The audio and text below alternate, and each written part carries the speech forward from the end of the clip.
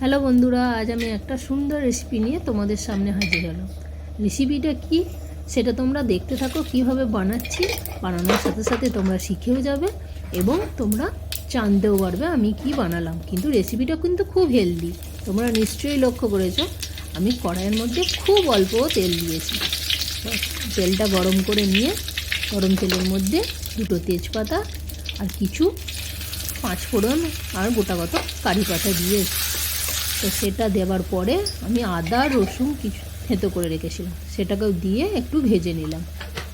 ভাজার পরে একটু আমি হলুদ আর একটু কালার লঙ্কা দিলাম।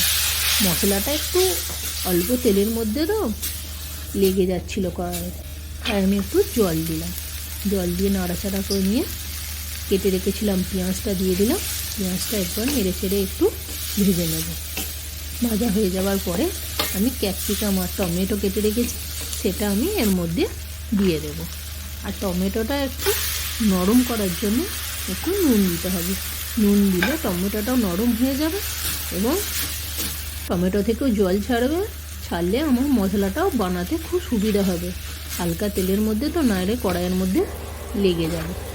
এভাবে মশলাটা তৈরি করে নেওয়ার পরে একটু জিরে গুঁড়ো আর একটু ধনে গুঁড়ো দিয়ে দেবো। দিয়ে মশলাটা নেড়ে চেড়ে মশলাটা কষিয়ে নেব।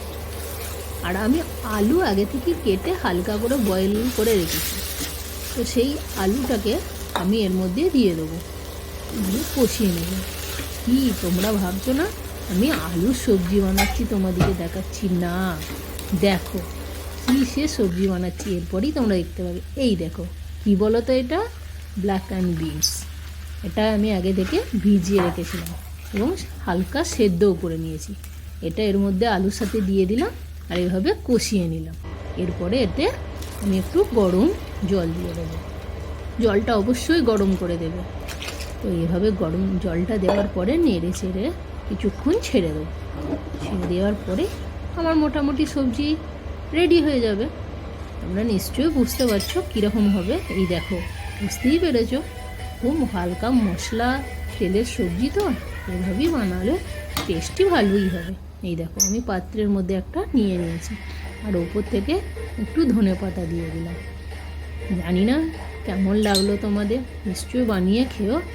বানিয়ে খেলে অবশ্যই জানতে পারবে অল্প তেল মশলাতেও সবজি খুব সুন্দর বানানো হয়।